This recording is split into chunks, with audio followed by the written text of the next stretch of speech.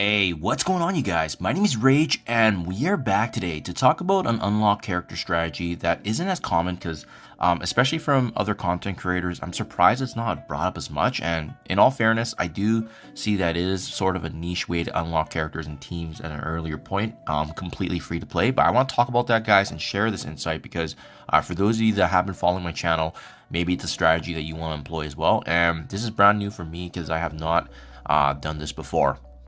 So what I'm referring to, guys, I'm obviously talking about the newest team in the game being Alpha Flight. As you guys can see, yes, I have unlocked each and every single member of the team.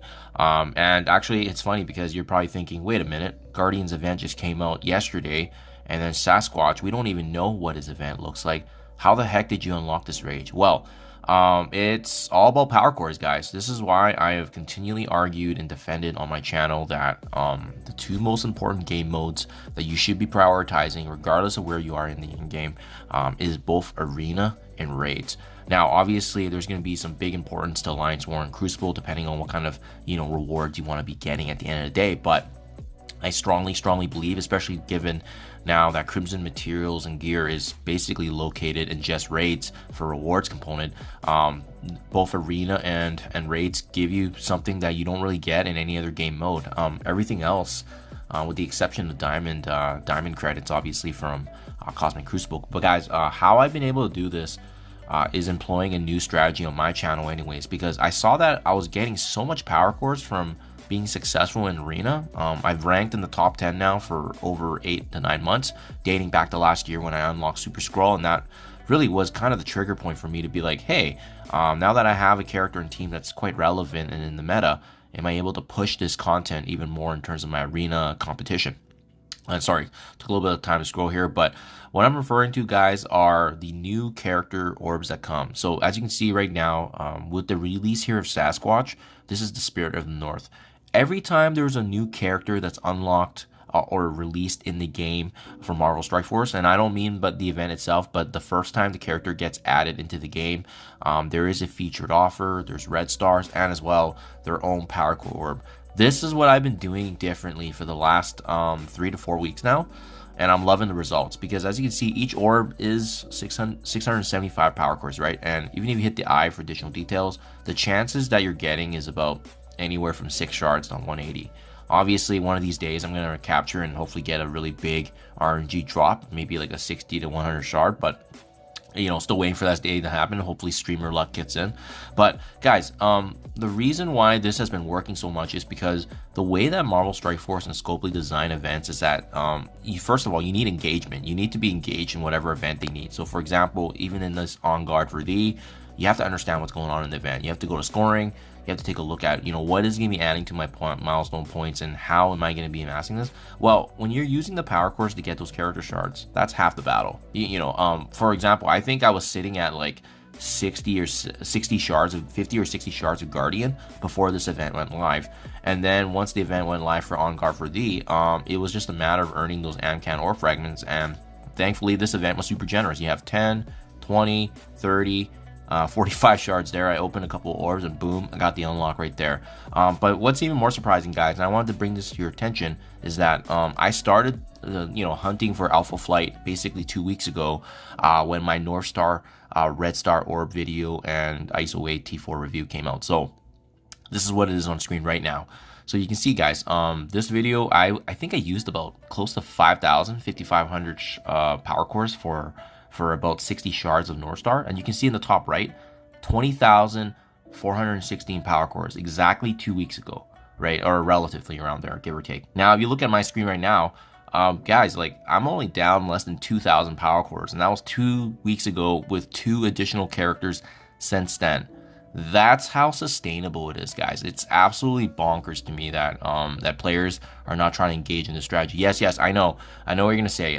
Rage, it's easy for you to say this because you're competing in arena, but guys, that's all the more reason why you have to push, in my honest opinion, as high as you can in arena. Like I said, I've been in the top 10 for over 8 to 9 months now, basically since last November. And honestly, you don't need it to be in the top 10 to be supplementing the power cores, right? I would say honestly, if you can get in the top 100, the top 50 range, it's going to give you enough per day that it just compounds and compounds and compounds. And because you do get power cores from other components of the game as well. It's not just the arena side that obviously we've been adding power cores. There's you know, we have the daily rewards here. This adds up over time in a month, guys. Like maybe some people just forget about it, but I mean, even especially at the end of the month when you're getting that extra boost there of 150. We also have other aspects such as the milestones. I feel like people just aren't aware because maybe sometimes we just or focus on one specific game mode. But I always take a look at the Save the Worlds because first of all, there's extra gold, but also the second Save the World milestone always has additional power cores. You almost always want to kind of be targeting some of these little milestones along the way because it gives you a little bit of 15 here and there. It adds up, especially if there's a campaign energy spending event. It's all the more why you're going to be able to double dip. But again, back to my North Star video, which was made over 2 weeks ago, and we're only down 2,000 power cores since then. And since that video, I've added a Guardian through the power cores being utilized for him. I got like about 50 or 60 shards of him, and then I also recently just unlocked Sasquatch. I think it took about 3,000, I think, because I got a couple of lucky drops. But yeah, I got Sasquatch in the 3 to 4,000 power core range because he was a 45 shard unlock. Super easy.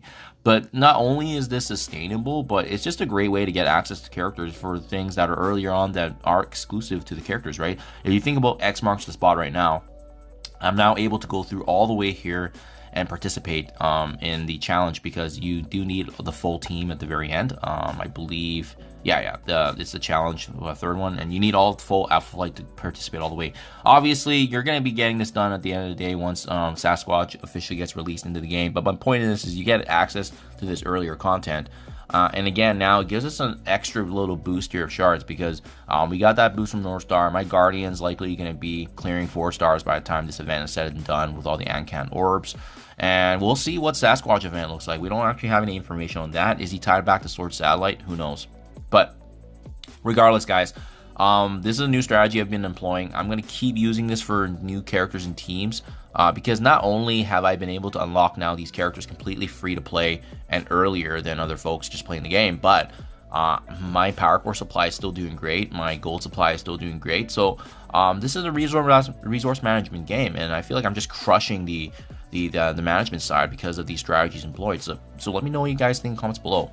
Is this something you're already doing? Because this is new for me, but I'm loving the results of what I'm seeing. And now just getting this earlier opportunity here to build up Alpha Flight before any kind of featured events come for them is really big. Especially if you think back to how Spire Society and Cabal were both rolled out. There were subsequent events, but for me, because I didn't have those characters unlocked earlier, I was kind of strapped a bit and waiting for the actual free-to-play event to come, and that prevented me from getting to some of the endgame content, including Escape from Kiln. Because if you guys have also been following my channel, you'll know that typically I don't ever spend over 6 million gold. I like to stay at this limit so that way it's easy for me to budget and track per month how much I'm spending as well.